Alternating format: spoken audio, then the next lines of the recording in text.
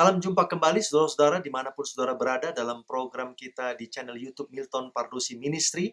Kali ini kita ada di dalam program Yuk Belajar Agar Paham, belajar pelajaran sekolah Sabat pada pelajaran kita yang ke-9 yang judulnya adalah Penciptaan, Kejadian sebagai fondasi bagian yang kedua.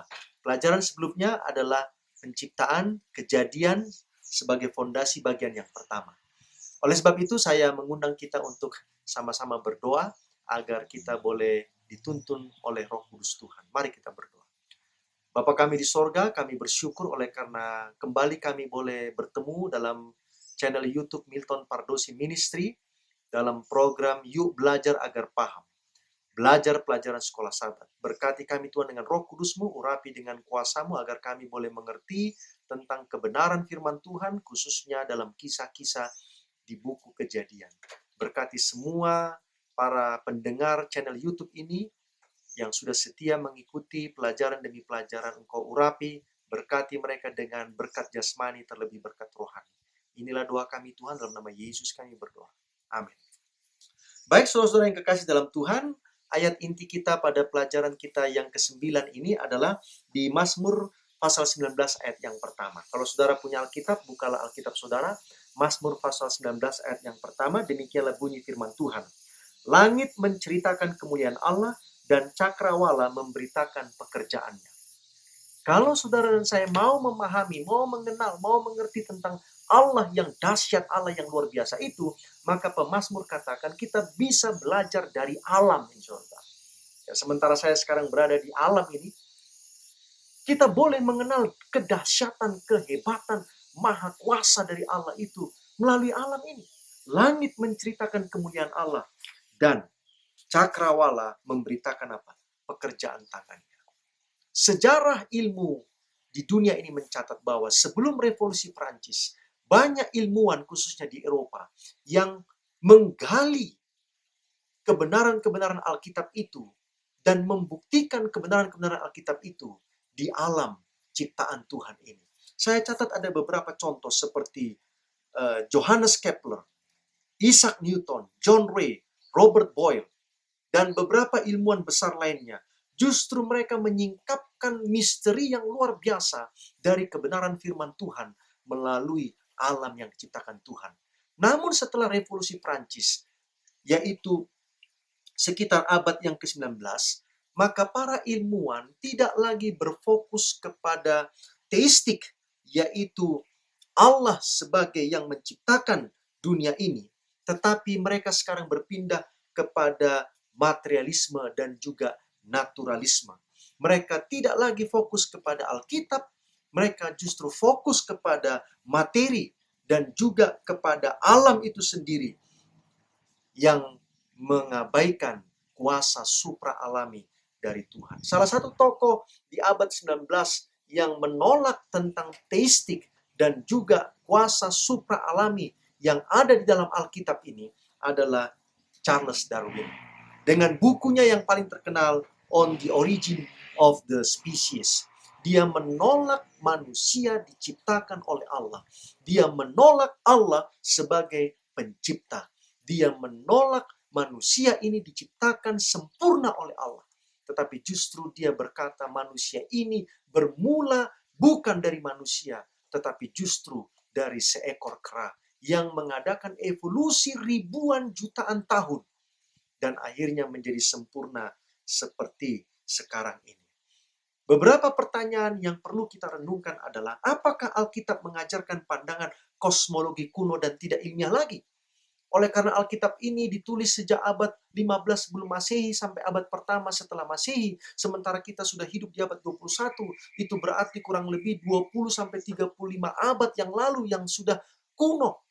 Apakah benar demikian bahwa Alkitab ini sudah tidak up to date lagi dalam bidang ilmu pengetahuan? Apakah catatan Alkitab hanya diserap oleh bangsa-bangsa kafir di sekitar Timur Tengah di mana Alkitab ini dituliskan? Apakah Alkitab secara budaya dikondisikan oleh waktu dan tempat sehingga tidak lagi berlaku untuk kita yang hidup di abad 21?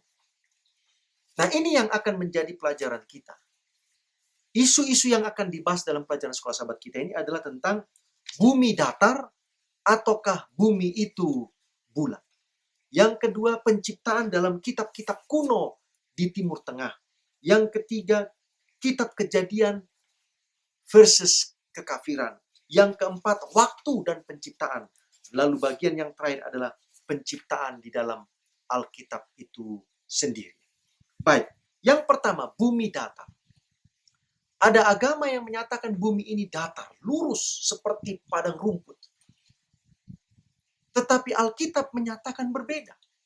Alkitab tidak menyatakan bahwa bumi ini datar seperti padang rumput yang lurus, yang ujungnya sangat jauh. Bahkan mungkin manusia tidak bisa menemukan ujungnya. Tetapi intinya adalah bumi ini datar menurut agama-agama yang ada di dunia ini. Tetapi bagaimana kata Alkitab? Memang ada ekspresi di Alkitab yang menunjukkan seolah-olah bumi itu datar.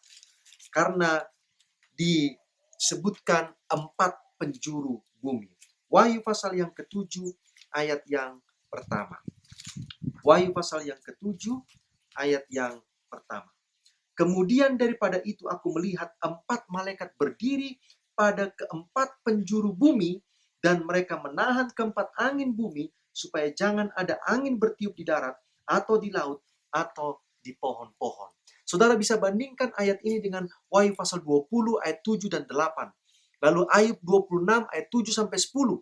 Dan Yesaya pasal 40 ayat 21 dan 22. Di ayat-ayat yang saya sebutkan tadi, memang ada ekspresi 4 penjuru bumi, 4 mata angin. Seolah-olah memang dunia ini kotak, lurus, karena ada 4 sudutnya, ada 4 arah mata anginnya. Tetapi apakah Alkitab memang menyatakan demikian? Ataukah ini hanya sebuah ekspresi yang disampaikan oleh penulis Alkitab bahwa memang dunia ini mempunyai 4 arah mata angin, utara, timur, selatan, dan barat? Ataukah memang mereka menggambarkan secara harafiah bahwa bumi ini adalah datar dengan 4 sudutnya?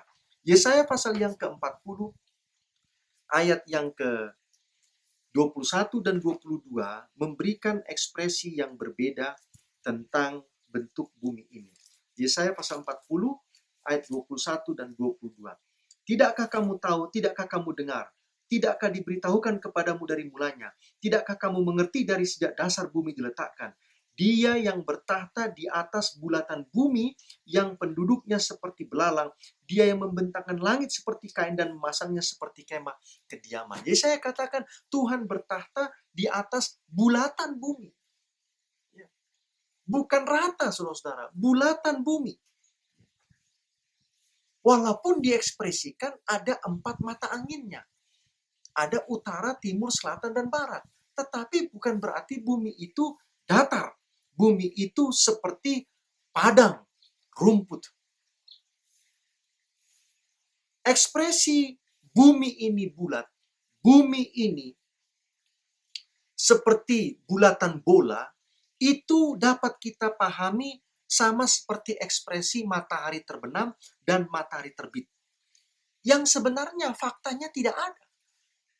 Kita yang melihat di timur matahari terbit, sementara yang berada di barat, dia melihat matahari itu sebenarnya terbenam. Tapi matahari tidak ada yang terbit, tidak ada yang terbenam. Tidak ada. Seolah-olah matahari itu menghilang, lalu nanti muncul lagi. Tidak. Kita tahu bahwa ini adalah perputaran. Berputar. Dunia ini, bumi kita ini berputar mengelilingi matahari. Oleh karena matahari adalah menjadi pusat dari tata surya. Nah, ekspresi-ekspresi seperti ini tidak bisa diartikan harafiah. Karena faktanya secara harafiah tidak benar. Matahari tidak pernah terbenam, matahari juga tidak pernah terbit.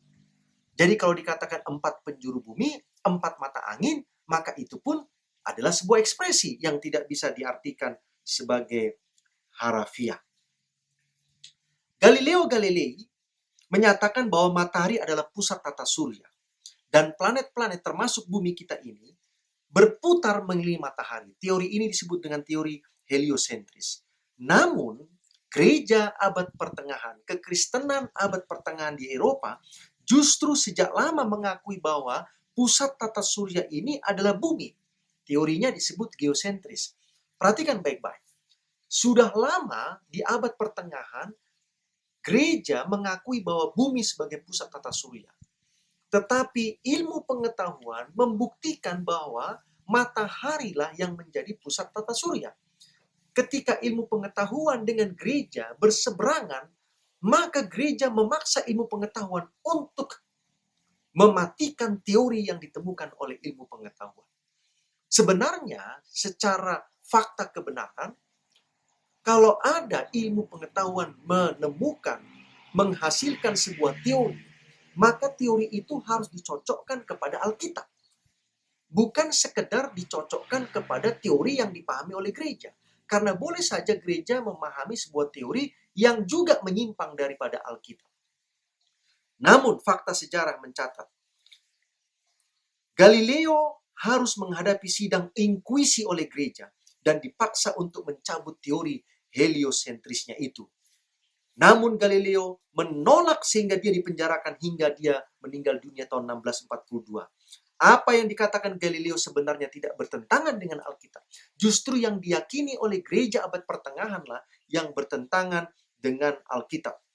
Gereja abad pertengahan justru menerima konsep filsafat Aristotelian dan matematika Ptolemy. Akhirnya gereja mengakui kesalahan dan meninggalkan teori geosentrisnya pada tahun 1992. Bayangkan, sejak abad pertengahan sampai tahun 1992, akhirnya gereja mengakui bahwa teori yang dimiliki gereja itu salah. Tetapi justru teori yang disampaikan oleh Galileo itu yang benar menurut Alkitab. Jadi ilmu pengetahuan itu sebenarnya menemukan kebenaran yang ada di Alkitab. Bukan menemukan kebenaran yang lain yang bertentangan dengan Alkitab itu sendiri.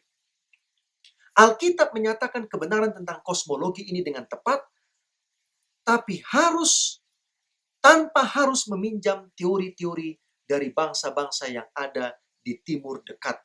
Contohnya Mesir atau Yunani. Karena Alkitab ini sumbernya adalah Allah dan Allah adalah pencipta.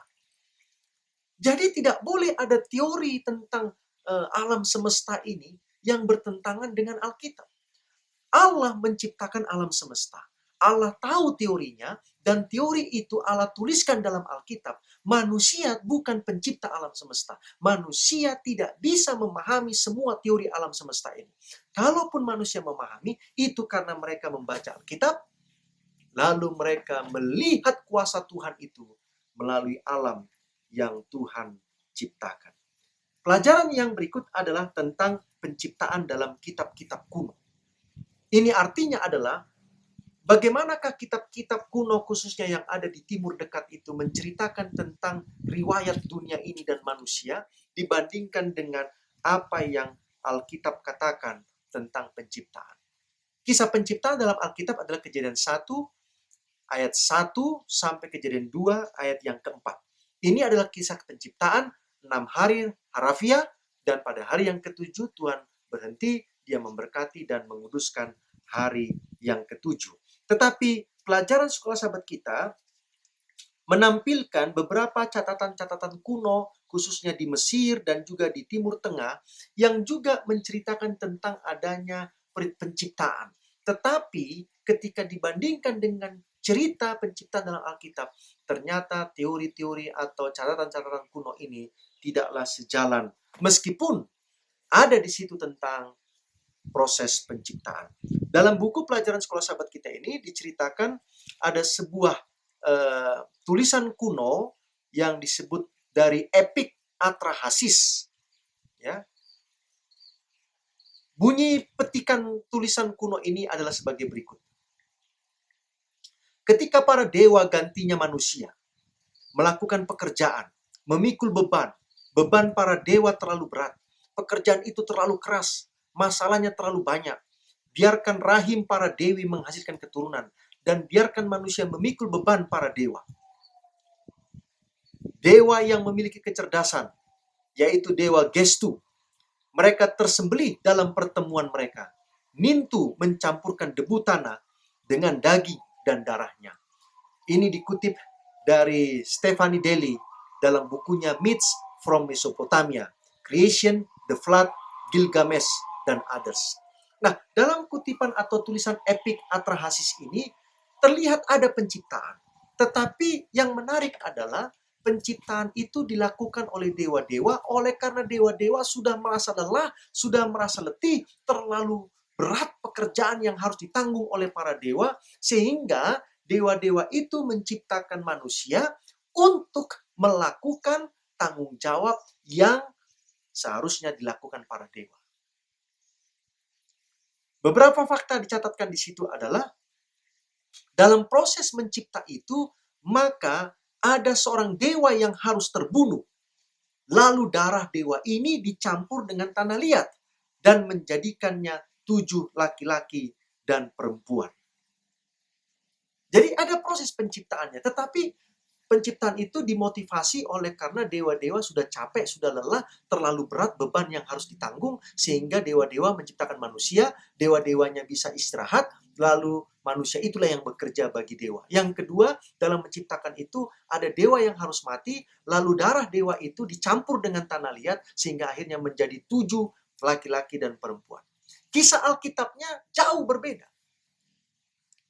Kalau tulisan Mesir kuno ini ada dewa-dewa katanya, Alkitab katakan Elohim, Allah pencipta, YHWH itu. YHWH menciptakan manusia bukan karena dia terlalu berat pekerjaannya, bukan. Tetapi Allah menciptakan manusia oleh karena kasihnya, oleh karena sukacitanya. Bukan oleh karena Allah terlalu capek, Allah sudah tidak sanggup lagi untuk menjaga dunia ini. Allah tidak perlu mati lebih dulu, baru darahnya dicampur dengan tanah liat. Tidak. Tetapi Allah membentuk manusia itu memang hanya dari debu tanah, sehingga menjadi manusia yang pertama, Adam dan Hawa. Manusia menurut Alkitab diciptakan sebagai puncak penciptaan, bukan solusi bagi para dewa yang lelah, stres, dan tidak mampu lagi menanggung beban tugasnya sebagai dewa. Kisah penciptaan diwariskan dari generasi ke generasi. Itu betul. Selama ribuan tahun, sudah pasti akan ada yang berubah, ada yang ditambahkan, atau ada yang dikurangi.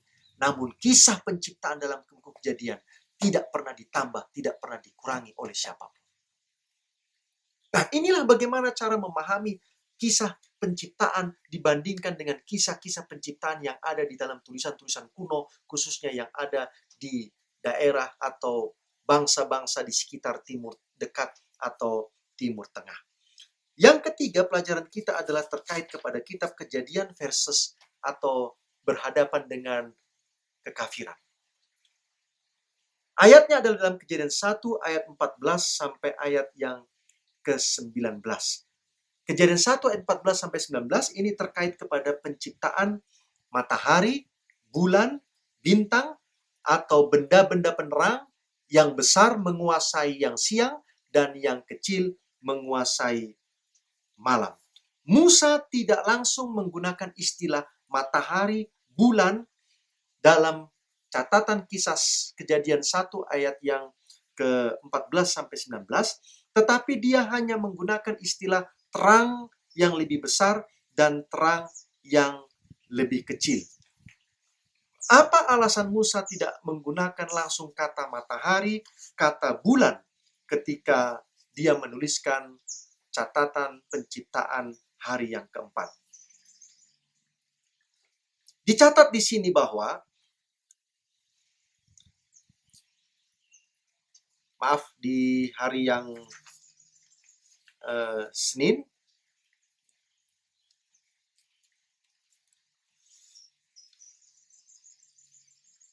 Allah menciptakan matahari, bulan, dan bintang, tetapi Musa menggunakan istilah terang yang besar dan terang yang kecil, oleh karena kata matahari, kata bulan itu sendiri bisa diidentikan dengan dewa-dewa yang disembah oleh bangsa-bangsa kafir yang ada di Timur Tengah.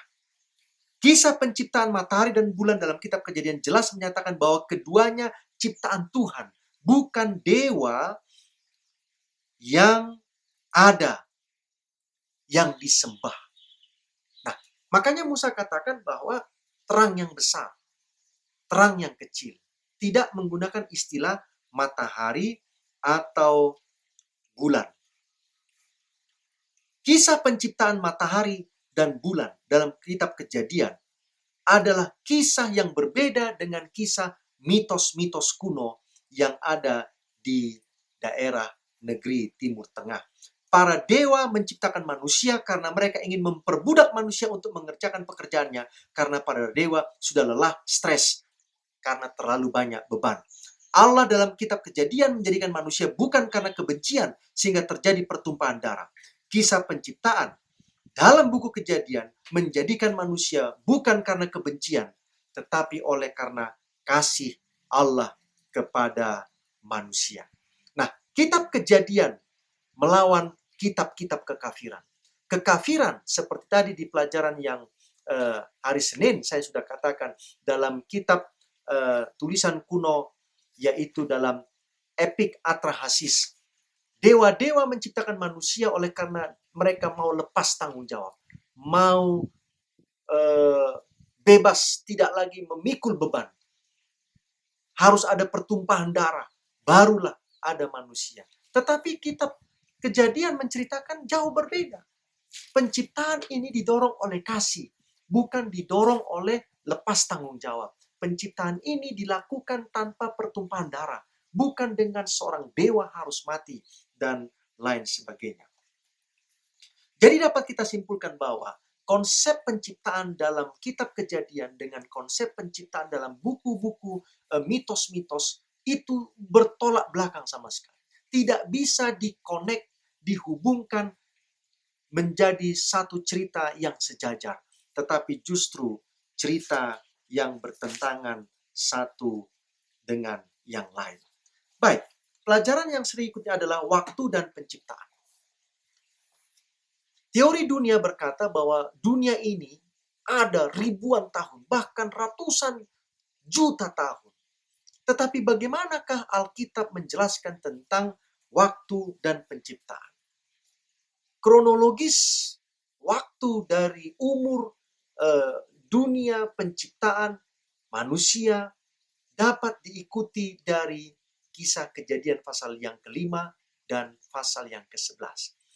Mengapa dua pasal ini penting? Oleh karena di dua pasal inilah dicatat tentang kronologi, urutan manusia-manusia pertama yang hidup di dunia ini, bagaimana mereka mempunyai keturunan, di usia berapa mereka mempunyai keturunan, sehingga lebih mudah untuk menghitung tahun demi tahun, sehingga tiba kepada masa sekarang, yaitu abad yang ke-21. Kalau saudara mau baca dalam Kejadian pasal 5 dan juga Kejadian pasal 11, maka saudara di situ akan menemukan catatan keturunan dari Adam, tetapi catatan itu bukan hanya keturunan nama anaknya siapa, nama cucunya siapa, tetapi di situ dicatat umurnya. Ya. Jadi kalau saya boleh ringkaskan sebagai contoh, ya, dalam Kejadian pasal yang ke-5, maka di situ tertulis jelas. Ayat yang pertama, inilah daftar keturunan Adam. Pada waktu manusia itu diciptakan oleh Allah, dibuatnyalah dia menurut rupa Allah. Laki-laki dan perempuan diciptakannya mereka. Dia memberkati mereka dan memberikan nama manusia kepada mereka pada waktu mereka diciptakan. Setelah Adam hidup 130 tahun, ia memperanakkan seorang laki-laki menurut rupa dan gambarnya, lalu memberi nama Set kepadanya. Umur Adam setelah memperanakkan Set 800 tahun, dan ia memperanakkan anak-anak laki dan perempuan. Jadi Adam mencapai umur 900 tahun, 930 tahun lalu ia mati. Setelah Set hidup 150 tahun, ia memperanakkan Enos. Dan Set masih hidup 807 tahun setelah ia memperanakkan Enos. Dan ia memperanakkan anak-anak lelaki dan perempuan. Jadi Set mencapai umur 912 tahun, lalu ia mati. Nah, apa yang saya mau sampaikan di sini adalah seperti yang dicatat oleh sahabat kita ini yang disebut dengan kronogenealogi. Kronologis keturunan-keturunan manusia dari sejak Adam. Nah, formulanya seperti ini. Ketika orang pertama hidup sekian tahun, ia memperanakkan orang kedua. Dan orang pertama setelah memperanakkan orang kedua, hidup sekian tahun, dan ia memperanakkan anak laki-laki dan perempuan lainnya.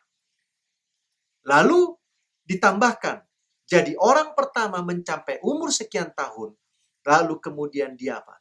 Dia mati. Jadi dari sejak Adam, memang kita tidak tahu waktu Adam itu diciptakan, dia sudah sebesar apa. Tetapi ketika Adam diciptakan, maka itulah umur 0. Karena tidak mungkin waktu dia diciptakan, tiba-tiba Tuhan katakan, oke Adam sekarang umurmu 50. Tidak. Ketika dia diciptakan, dia hidup, maka umurnya mulai 0.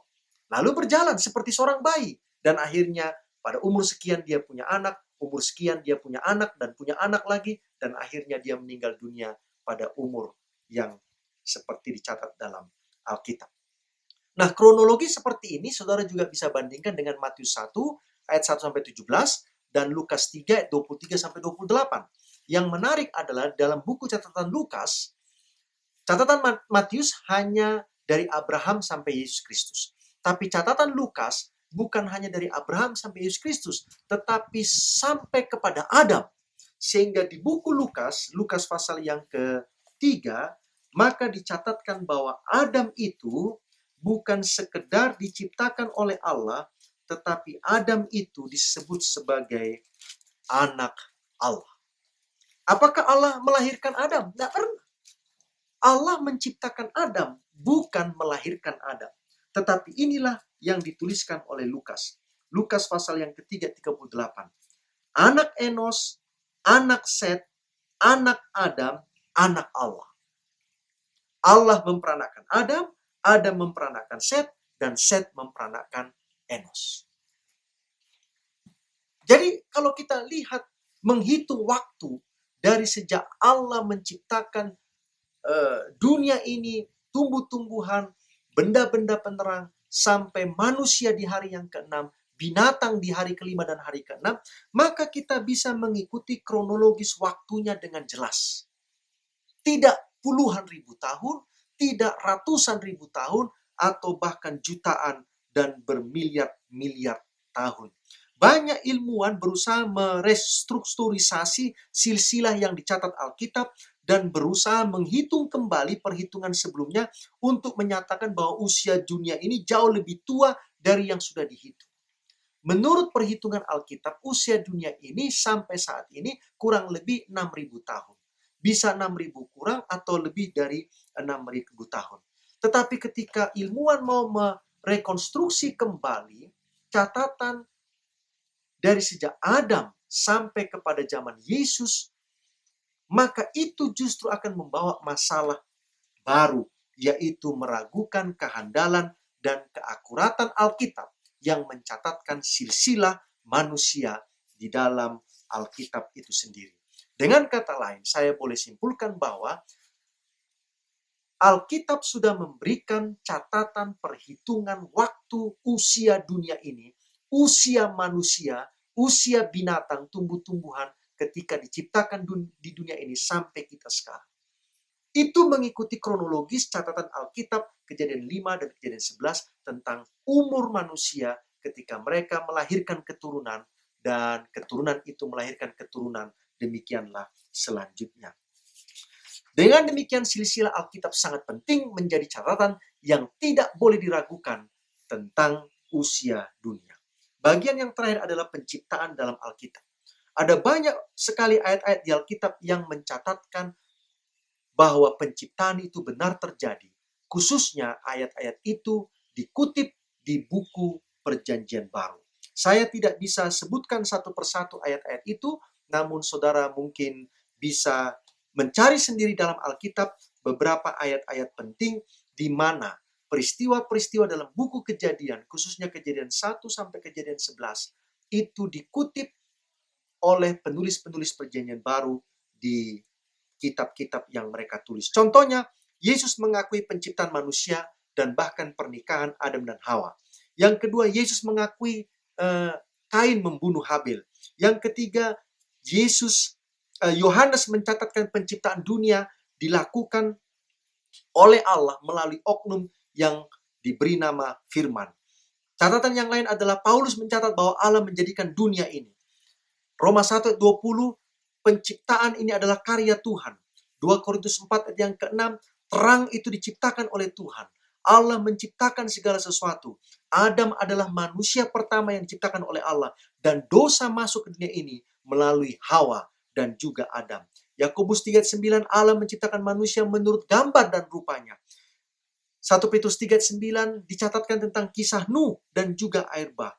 Kain membunuh Habel dicatat dalam Yudas 11 dan 14. Lalu adanya pohon kehidupan dalam Wahyu pasal yang kedua ayat yang ke-7, 3 ayat 14 dan 22 ayat yang kedua dengan ayat yang ketiga. Dengan demikian, beberapa peristiwa penting yang dicatat dalam Kejadian 1 sampai Kejadian yang 11, baik yang positifnya maupun yang negatifnya seperti pembunuhan Habel oleh Kain, itu dicatat semua di Alkitab dan diterima oleh para penulis Perjanjian Baru. Terlebih Yesus Kristus sebagai peristiwa-peristiwa yang benar terjadi.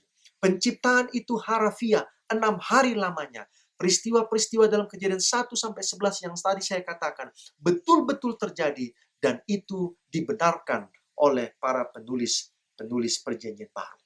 Baik. Kesimpulan yang kita dapatkan dari pelajaran kita pada pelajaran ke-9 ini adalah yang pertama, Alkitab itu dijaga kemurniannya oleh Allah selama berabad-abad lamanya karena itu adalah firman Allah.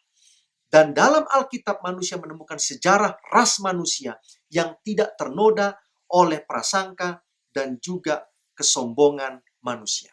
Yang kedua, tanpa sejarah Alkitab, geologi dan ilmu yang menyangkut dunia ini tidak dapat membuktikan apa-apa sama sekali. Yang ketiga, tidak salah untuk menduga melampaui sejarah Alkitab jika dugaan itu tidak bertentangan dengan fakta-fakta yang ada dalam kitab suci. Yang keempat, kita ketika manusia melupakan atau menolak Alkitab dan berusaha menilai karya kreatif Tuhan dengan prinsip-prinsip alam, mereka berada dalam lautan ketidakpastian yang tak terbatas. Ketika saudara mencoba membuktikan hanya melalui prinsip-prinsip alam ini, maka kita akan tiba kepada satu keadaan yang tidak mendapatkan kesimpulan sama sekali. Karena alam ini tidak bisa dieksplor oleh manusia dengan begitu hebat. Ada batasan manusia. Itu sebabnya pada akhirnya kita bergantung kepada apa? Kepada Alkitab. Yang kelima, bagaimana caranya Allah menyelesaikan pekerjaan penciptaan hanya dalam 6 hari literal, harafiah, belum pernah ia singkapkan kepada manusia yang fana. 6 hari, bagaimana Tuhan menciptakan dunia ini dalam 6 hari? Memang Tuhan tidak pernah ungkapkan itu kepada manusia. Dan biarlah itu menjadi misteri yang kita akan boleh tanyakan kepada Tuhan ketika kita berada dalam apa? Dalam kerajaan sorga. Banyak teori kebenaran dalam Alkitab tentang dunia dan penciptaannya.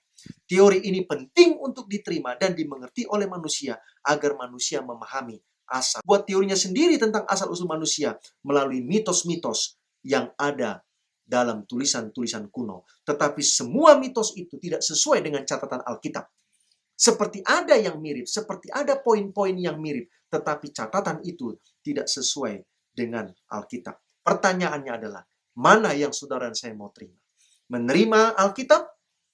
Menerima sains yang sesuai dengan Alkitab? Atau menerima sains yang bertentangan dengan Alkitab? Dan menerima catatan-catatan kuno, mitos-mitos yang tidak sesuai dengan Alkitab. Pilihannya ada pada saudara. Alkitab sudah ceritakan faktanya, penciptaan, Kejadian 1-11, pilihannya kepada saudara, apakah saudara mau menerima atau tidak. Kiranya Tuhan memberkati saudara-saudara semua, tetaplah setia belajar Alkitab, tetaplah ikuti channel YouTube. Yuk belajar agar paham, supaya saudara semakin hari semakin memahami akan kebenaran firman Tuhan. Mari kita sama-sama berdoa. Bapa kami dalam kerajaan sorga, terima kasih oleh karena Engkau mengungkapkan misteri penciptaan dunia ini, dicatat di lembar-lembar pasal-pasal pertama dari Alkitab, yaitu kitab Kejadian pasal 1 sampai pasal 11. Tuhan, yakinkan kami untuk menerima Alkitab sebagai buku kebenaran firman Tuhan yang tidak pernah salah dan tidak ada kesalahan di dalamnya. Kamilah manusia yang belum dapat memahami kebenaran firman Tuhan, sehingga kami mencoba mencari kebenaran dari ilmu pengetahuan, sementara ilmu pengetahuan itu tidak selamanya selaras dengan Alkitab.